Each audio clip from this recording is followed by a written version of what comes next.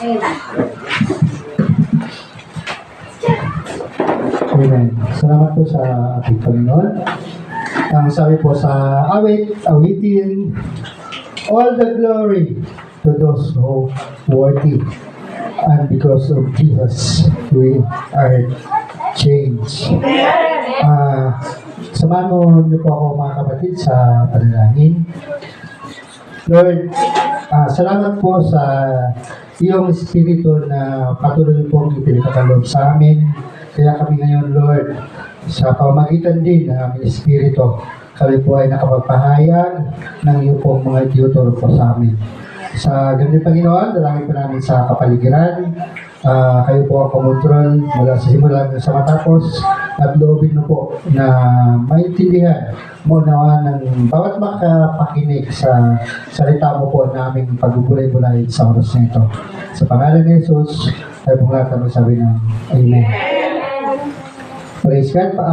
Palakpakan po muna natin mga kapatid ang ating Panginoon. Ayon po sa ating pinag-aralan, patungkol po sa kautusan po na sa pamamagitan ni Kristo tayo po ay inalis.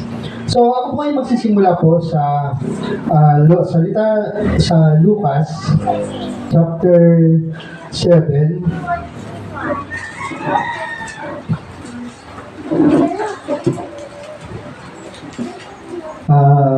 Umpisa ko po sa 18. Sabi dito, ibinalita kay Juan ng kanyang mga alagad ang lahat ng mga pangyayaring ito. Kaya tinawag ni Juan ang dalawa sa kanila at pinapunta sa Panginoon upang itanong kung siya na nga ang ipinangakong darating o kung maghihintay pa sila ng iba. Pagdating doon, sinabi nila kay Jesus, pinapunta po kami dito ni Juan na tagapagbautismo upang itanong kung kayo na nga ang darating o maghihintay pa kami ng iba. So, ang akin pong nais pong ipaabot sa inyo ngayon mga kapatid, nais ko pong ibahagi sa inyo, ay patungkol pa rin po doon sa in-exhort ko dati na kung paano tayo nakakakilala, paano ba ang pagkakilala natin kay Kristo? Kilala naman natin siya o mayroon kung may alam lang tayo sa Kanya. So ngayon, gusto natin pong siguraduhin sa ating sarili kung ano ba tayo, ano ba talaga. Hindi kagaya po nito na mga alagad ni Juan, inutusan niya papunta kay Jesus Christ na pinatatanong kung sino ba talaga yung pinangakong darating o maghihintay pa sila ng iba. Kasagot po ng ating Panginoon, sabi niya, umuwi na kayo, bumalik na kayo kay Juan at sabihin ninyo, nakakita ang mga bulag, gumaling ang mga may sakit, nakalumakad ang mga pilay. Pinagpala ang naniniwala kahit na hindi po niya nakita. So, ang gusto pong tukuyin ng ating Panginoon dito, na nakikita na natin na gumagaling na yung mga may sakit. Sa panahon natin ngayon, meron din mga gumagaling, pero hindi natin alam kung saan po o ang alam natin gumagaling dahil po sa gamot. Pero hindi natin iniisip na kung sino ba ang nagbigay ng gamot. Kundi ang nagbigay naman ay yung pong doktor na nag-aral para sa mga sakit ko ano man yung karamdaman. So ibig sabihin hindi po yung doktor ang nagpapagaling, kundi po yung gamot. So, ang gamot na yon ay hindi naman magagawa kung hindi po pinag-aralan ng mga scientists, yung mga sa medicine. Ngayon, sino ba ang nagbigay ng karunungan doon sa mga gumagawa? Walang iba po sa ating Panginoon. Kaya, pero nung pagdating ni Jesus Christ, nung bumaba po siya sa lupa, ito po yung magandang balita na ibinigay ng dala niya po. Ang mga tao ay gumaling sa mga karamdaman. Hindi lamang po yun, kundi po sa kanila, sa patawarin sa ating mga kasalanan. So ngayon, sa pamagitan po ng Espiritu po natin na tinanggap mula sa ating Panginoon, ito po yung ating napapakinggan ngayon. Nasa pamamagitan po ng pagtuturo o sa pamamagitan ng pagdinig ng salita ng Diyos, tayo po ay nakapagpapasalamat sa ating Panginoon, tayo po ay natututo, at tayo, ang ating natututunan, atin naman po ibinabalik sa Kanya. Ito nga po yung sa pamamagitan po ng ating pagsasalita o pagpapahayag ng salita ng Diyos. Halimbawa, ito, example, exhortation. Doon po natin maintindihan o doon natin napapahayag sa ating Panginoon na mayroon po tayong tinanggap. Hindi naman po tayo nakatagapakinig, hindi naman tayo ginawang taga-upo na hanggang tumanda, hanggang sa ito, yung sinasabing, yung manghina, hanggang sa maghina ating katawan, taga-upo pa rin tayo. Hindi po ganon, hindi ganon ang tinuturo sa atin ng Panginoon. Tayo po ay tinuturuan habang tayo po ay mga bata pa. Yung matuto tayo, makapakinig tayo, ngayon ang matutunan natin ay ipahayag natin. Kagaya nga po yung binasa ni Pastor Nida kanina, na tayo po ay yung sa 2 Corinthians, na tayo po ay ulitin ko rin po yung sinabi ni Pastor nung nakaraang linggo, na tayo po ay espiritu. Tayo ay nakatira lang sa katawan natin. Hindi tayo, ito yung totoong tayo. Ang totoong tayo ay yung po espiritu natin. Bakit po? Kasi nga, ang katawan natin ay hindi naman hindi naman siya subject na ito po talaga yung dadalhin ng ating Panginoon sa langit. Bagkus ito po ay papalitan. Ngayon, kung tayo po ay taga-upo lang, tagapakinig, at hindi naman natin inuunawa ang ating napapakinggan, wala pong mangyayari. Ang mangyayari po sa atin, pag wala pong pinagkaiba sa mga tao na nagsasabi ng Diyos ay tao, si Kristo ay tao. Ang Diyos hindi siya nagkatawang tao. Wala po tayong pinagkaiba doon kung tayo po ay hindi nakakaunawa sa mga pinapangaral sa atin. Paulit-ulit nating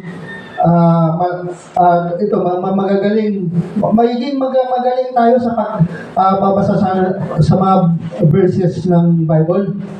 Pero hindi naman natin naunawaan dito, hindi po natin maunawaan. Kasi nga, siguro naman lahat naman tayo nagbabasa ng Biblia. Sa pagbabasa natin, dire-diretso yung pagbabasa natin. Pero may mga verse na basa lang natin nilalagpasan. Hindi natin iniintindi. Basta basa lang tayo ng basa. So, sa madaling sabi, ngayon, ang mga nagtuturo na magagaling sa Biblia, doon po natin maintindihan o makikita na ang karunungan nila ay siya po yung ginagamit nila sa pagsasaliksik ng salita ng Diyos, ng Biblia. Hindi po yung karunungan ng Diyos. Bakit po? Ang sabi, may nagtanong, ilan ba ang Diyos? Hindi. Totoo bang iisa lang ang Diyos? Ang tanong. Ang sagot naman, sabi niya, ay hindi po pwede iisa lang. Kasi ang isa, bawal kumain ng baboy, ang isa naman, pwedeng kumain. Kaya, magkakontrahan. Pag nagkita, sabi niya, pag nagkita yung dalawa na yon, mag-aaway. Kasi ang isa pwede, ang isa hindi. So, ano bang nais na ituro sa atin natin, Panginoon? Ang sabi ng Biblia, kahit na si Satanas naniniwala na iisa lang talaga ang Diyos. Ngayon, kung tayo ay hindi maniniwala ng isang Diyos, ibig sabihin, mas mabuti pa sa Satanas. Naniniwala na isa lang ang Diyos. So, ang ibig sabihin, mga kapatid, isa lang ang Diyos, iba-iba lang ang pagtuturo. Doon po, sa pagtuturo po, nagkakaiba ang pagkakaunawa o pagkakakilala sa ating Panginoong Diyos. Bakit? Ang sabi niya, ang totoo ba na ang Diyos ay naroon sa lahat ng dako, sa lahat ng lugar? Pipilosopuhin naman ng isa, sabihin mo ang Diyos na naroon sa lahat ng dako, paano kung sa loob ng beer house? Nandun pa rin ba ang Diyos? Di ba? Paano nung pagkakaintindi natin ngayon? Paano na lang tayo? Kasi minsan ang mga tamang salita ay pinabaliktad o pinapahirapan yung tao pa upang umunawa. Kung ikaw ba naman sabi mo na sa iyo ang Diyos, papasok mo ba doon sa beer house na yan? Kaya, dito po natin maintindihan na ang sinasabi ko sa Hebreo, sa Hebrew verse 4, verse 2, sabi niya, basahin ko na po para maliwanag. 4 verse 2, sabi niya, sapagkat tulad nila ay napakinggan din natin ang magandang balita, ngunit hindi nila pinakinabangan ang balitang kanilang narinig dahil hindi nila ito tinanggap ng may pananampalataya. Mga kapatid, amen po ba? Na ang salita pala ng Diyos, dapat tatanggapin mo na may pananampalataya. Hindi mo pwedeng sabihin mo lang na tinanggap ko na si Kristo. Ang sabi nga, yung example ni Pastor nung nakaraan, sabi niya, hindi porque sumasama ka sa pagsimba, umaawit ka, ang ibig sabihin, nakikipag-isa ka na kay Kristo. Hindi po. Ang tunay na pakikipag-isa kay Kristo ay yung pananampalataya mo. Sa pamagitan po ng iyong pananampalataya. Doon po tayo tinuturuan o yung mga pagtuturo ng Diyos natatanggap natin dahil po sa ating pananampalataya. Kung ating pong balikan yung Romans, yung Romans 8 verse 2, yung pong palagi po natin pinag-aaralan, ang sabi dito, sa pamamagitan ng kautusan ng Espiritong nagbibigay buhay, dahil sa pakikipag-isa natin kay Kristo Jesus, pinalaya na ako mula sa kautusan ng kasalanan at kamatayan. So, ang naging example po palagi ni Pastor ay ang gravity, ang patungkol po sa aeroplano. Na, kung naman, pag ikaw naghagis pataas, lahat ng bagay, pag hinagis pataas, ito po ay buwababa. Pero, paano naman yung galing sa taas na buwaba? Paano ba yun? Galing sa taas, buwaba. No, ang ibig ko pong tukuyin, pag galing sa taas, natural, pag babawa siya, natural, ang patutunguhan niya, babalik siya sa taas. Yun po, ang ating Panginoong Jesucristo. Dati siya sa taas, buwaba sa lupa, at bumalik ulit. Wala pong ano doon. Ano bang gravity? Ano bang kukontra doon? Wala na. Kung yung gravity dito sa lupa, ang lahat na hinihagis pataas ay bumababa. Natural yun. Kasi siyempre, nasa lupa ito eh. May batas. Ito nga po yung batas na atin pong napagtagumpayan na. Tayo po ay napagtagumpayan na natin ito. Hindi na tayo kagaya noon na ang pagkakilala ko, ano ang pagkakilala natin kay Kristo? kung ano siya, tao siya. Ngayon, hindi na. Sapagkat nasa atin na po ang Espiritu ng ating Panginoon. Kaya nga mga kapatid, ito po ay kung atin pong isipin, parang napaka-imposible. Bakit po mga kapatid? Diyos siya, tao tayo. So paano tayo makakaunawa sa mga kanyang pinapaliwanag sa atin o yung mga tinuturo sa atin? Kaya nga mga kapatid, yung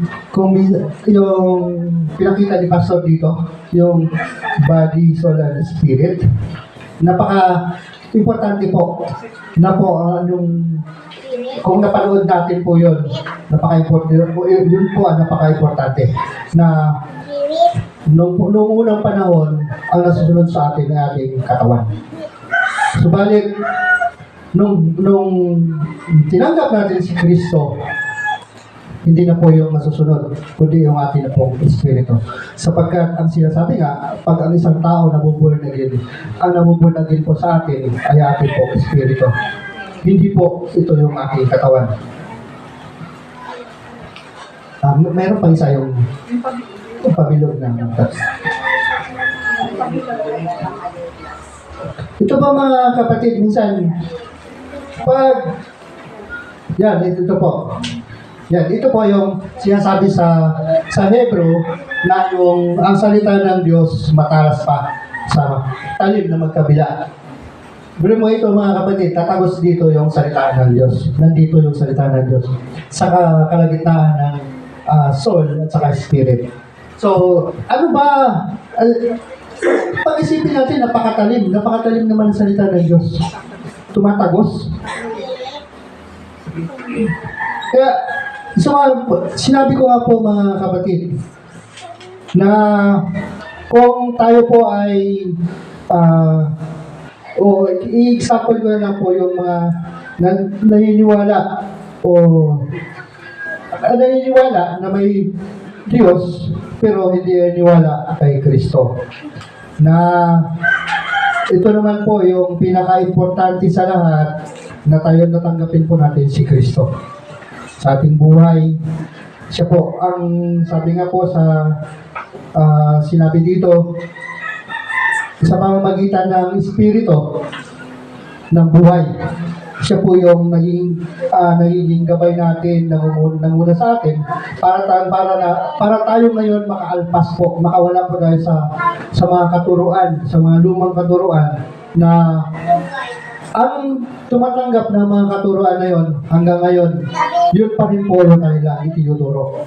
Ayaw man lang magbasa o ayaw man lang magpaliwanag ng ibang pagtuturo dahil pag nag-iba ka ng pagtuturo, mawawala ka doon sa kanilang katuruan. Baka sabihin pa nga, ititiwalag ka kasi iba yung tinuturo mo.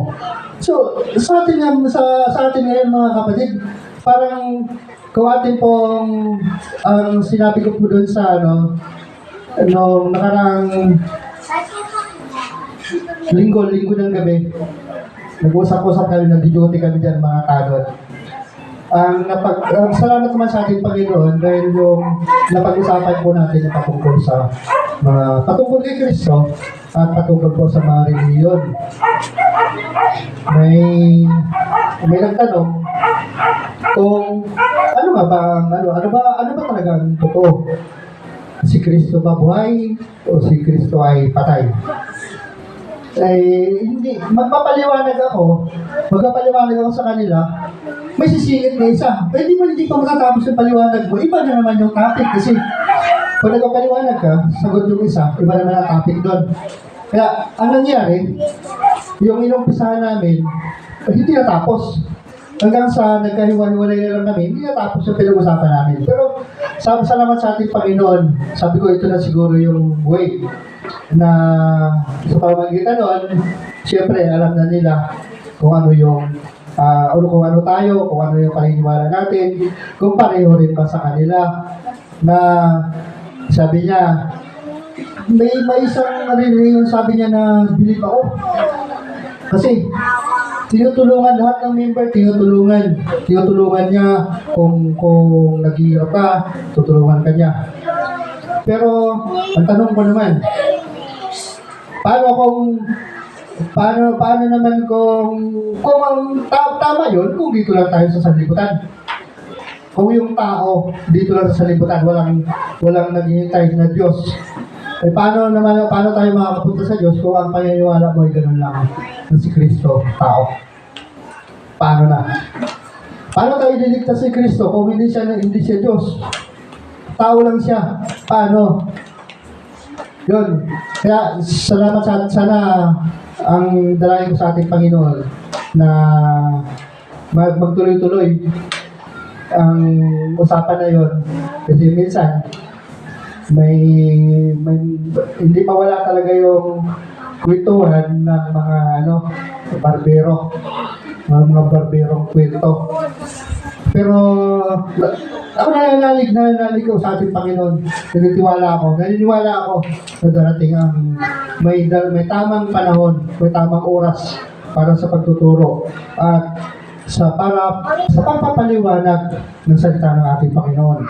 Na minsan nga, yun nga, sa sinabi ko kanina, hindi ko maiwasan maging emotional pag napapakinggan ko yung naririnig natin kay Pastor, yung pagtuturo, na nanghinayang ako doon po sa binasa natin sa Hebreo, na narinig nila, narinig din nila yun, yung mga magandang balita siya sabi ni Kristo.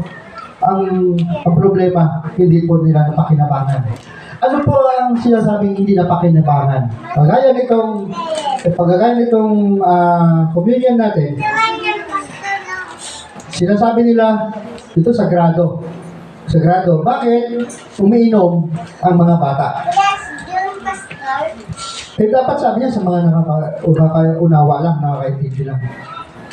Well, ang sagot ko sa kanya, ikaw ba, sigurado ka ba na mga bata walang sakit? Hindi ba nila kailangan ng kagalingan? Kaya ang sabi ng ating Panginoon, sabi niya, ito ang katawan ko na bumaba mula sa langit. Inuutos niya, kainin ninyo. Para saan? Ang katawan ba ni Kristo walang may sakit? Di po ba? Wala. So pag kinain natin ang katawan ni Kristo, ang mga bata, naroon ang kagalingan. Lahat ng nilalang nangangailangan o lahat ng tao nangangailangan ng kagalingan. So paano natin maintindihan ang kagalingan kung hindi natin naman naunawaan na ang pagpapira-piraso ng tinapay at ng pag-inom ng saro ay para po sa ating kalusugan. Ang tinapay.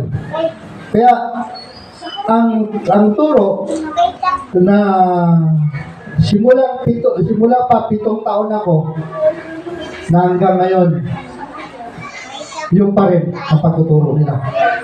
Ang sabi ay kinukontra ko, ang sabi niya, hindi ka kasi naging mature doon. Sabi ko naman, pasalamat ako sa Diyos dahil hindi ako naging mature doon. Kasi kung doon ako naging mature, paano? Yun din, ang ituturo ko, yun pa rin. Yung tinuturo sa kanila. Hindi natin kung hindi nga, sabi nga, dapat, kasi sa balon, pag humuhukay tayo ng balon, dapat natin laliman. Hindi pwedeng, sa paghukay natin, nakakita tayo nalaman natin na mayroon ng tubig. Doon na lang tayo. Hindi, bagkos, laliman pa ng laliman. Sa hukay natin ng malalim, doon natin naiintindihan. O doon natin malalaman na mayroon pa palang nakatago doon. Lilinaw pa yung tubig. Kasi kung mababaw lang, pag naghukay ka, pag may tubig, malabo. Kundi laliman pa natin ng laliman. Kaya, kung nalalabuan tayo sa salita ng Diyos, sa pag-aaral natin ngayon, wala na po malabo. Sapagkat ang sabi nga, ang Espiritu ng Diyos at ang Espiritu ng tao ay siya po yung nagkakaunawaan. Ngayon, kung ang Diyos Espiritu, ikaw, hindi naman nabago yung Espiritu mo, ay di, katawan mo lang ang makikipag-usap sa Diyos. Ay ang kagaya ng kautusan, ang kautusan ay banal. Ay ang tao, katawan, physical. So paano susundin ng tao ang kautusan? O sa madaling sabi, ayun na nga po, hindi po talagang kailangang sundin ang kautusan. Sapagkat ang sabi sa Matthew 5:17, ang sabi doon, naparito ako sa sanlibutan, hindi upang sirain ang kautusan, kundi ito po ay kanyang sundin. So madaling sabi, si Jesus Christ po ang tumupad sa kautusan. Kaya ang tao, hindi po siya obligado. Kung sino yung tumupad sa kautusan, siya po yung dapat sundin ng tao. Walang iba, kundi si Jesus Christ. Na naparito sa sanlibutan, sabi niya, bumaba sa sanlibutan, nagkatawang tao, nagkatawa, sa formang makasalanan upang ang tao tubusin sa mga kasalanan. Kung nga naman, kasi kung si Kristo pumunta dito sa baba, at Diyos lang siya, hindi siya nagkatawang tao, paano ito tubusin ang tao? Hindi siya, kailangan niya rin mamatay eh. Ngayon, kung Diyos siya, paano siya mamamatay? Wala nga kamatayan ng Diyos eh. Kahit na si Kristo, kahit nung nagkatawang tao siya, kung hindi niya binigay ang kanyang buhay, hindi siya mamamatay. Kaya nga lang, sa pagmamahal niya po sa atin, kaya nga po, yung John 3:16, na parang nagiging tula ng sa lahat ng tao. Pero tingnan mo naman, naiintindihan pa na ang sabi, gano'n na lamang ang pagmamahal ng Diyos sa sanlibutan. Kaya ibinigay niya kanyang buktong na anak. O pag narinig ng mga marurunong, matatalino, sabihin, o kita mo, anak lang siya ng Diyos, hindi siya Diyos. Kasi tinawag siyang anak ng Diyos. So, parang ang salita ng Diyos sa mga walang pagkakaunawa, parang hanggang doon na lang. Sinabi niya, patutunayan ko sa iyo na ang Diyos mayroong puwet. Hindi, babasahin niya ngayon. Ito. Sabi niya, nung siya ay tinaas, nung pagkatapos niya, nung pangatlong araw, tinaas siya, at siya ngayon ay nakaupo sa kanan ng Diyos. Okay, tama? Tama, may puwet. Kasi nakaupo. Di ba? Kaya maiwaga talaga ang salita ng Diyos. Kung ang pagkakaunawa mo ay sa kaisipan mo lang, wala kang espiritu ng Diyos, napakahirap. Napakahirap talaga sa unawain. Pero hindi po tayo pinahayagan ng Diyos. Hindi po tayo pinahirapan. Sa madaling sabi, hindi po tayo pinahirapan ng Diyos. Siya ang naghirap para sa atin. Upang ang gagawin natin ngayon, tayo lang po ay manampalataya, maniniwala sa Kanya. Na, sabi pa nga po sa Lucas 7:35, na ang karunungan ng Diyos, ang karunungan ng Diyos ay tama, ang karunungan ng Diyos ay napatunayang tama sa mga naniniwala. So, kung hindi tayo naniniwala, alam na this, sabi.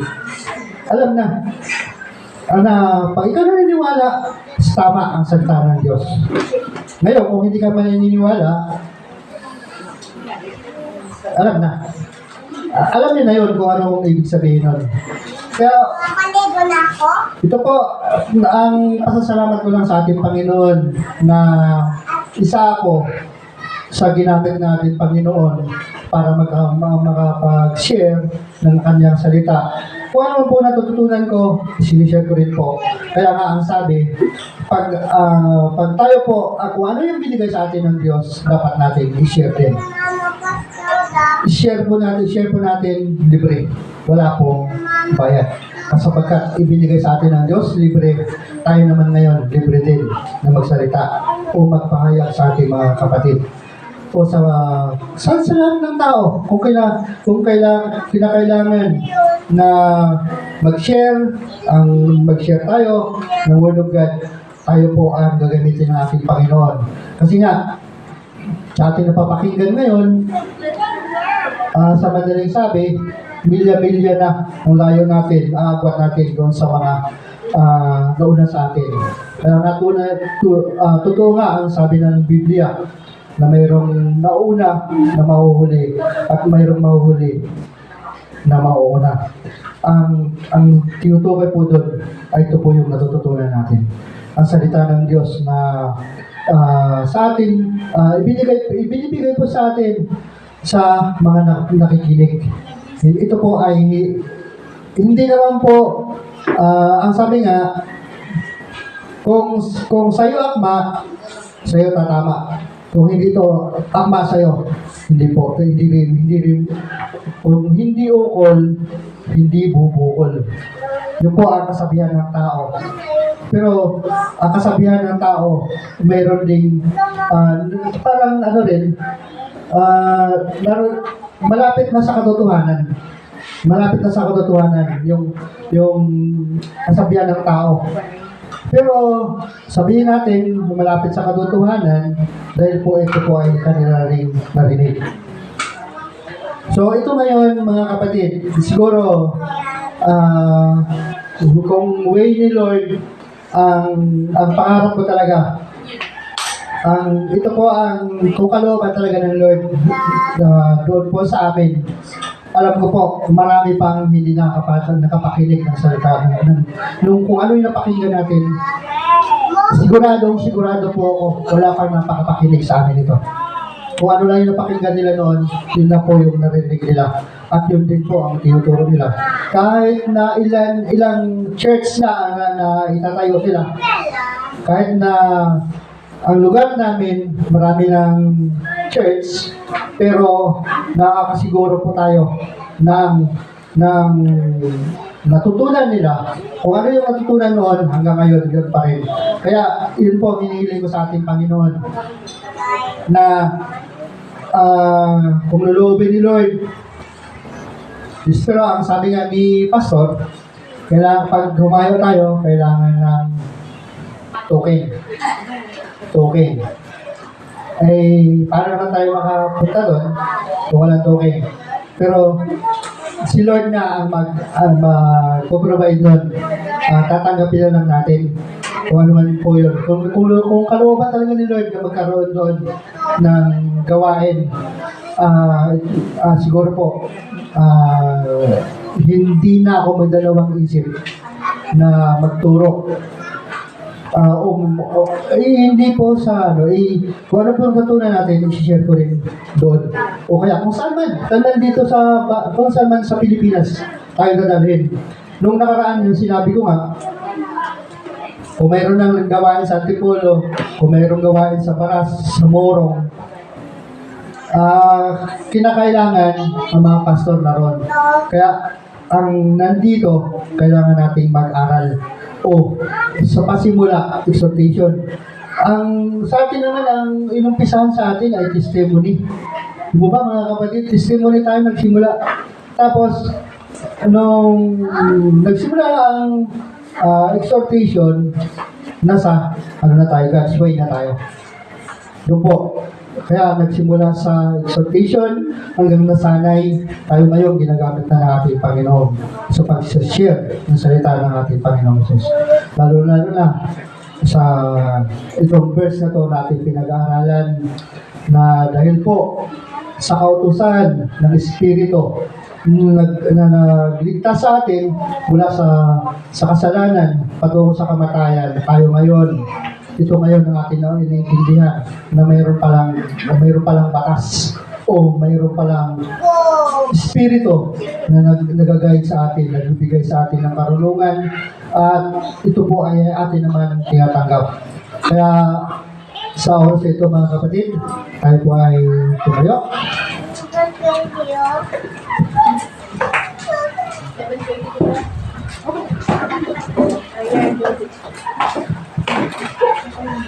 po ay manalangin bilang pagsalamat. Lord, maraming salamat po sa iyong salita namin po gulay-gulay sa oras na ito. Salamat, Panginoon, na nariyan ka palagi nagtuturo. Nagtuturo sa amin, Panginoon, upang kung ano man ang ipapahayag mo sa amin, ito po ay aming isi-share po sa iba. Kaya maraming salamat, Panginoon, sa natapos mong gawain.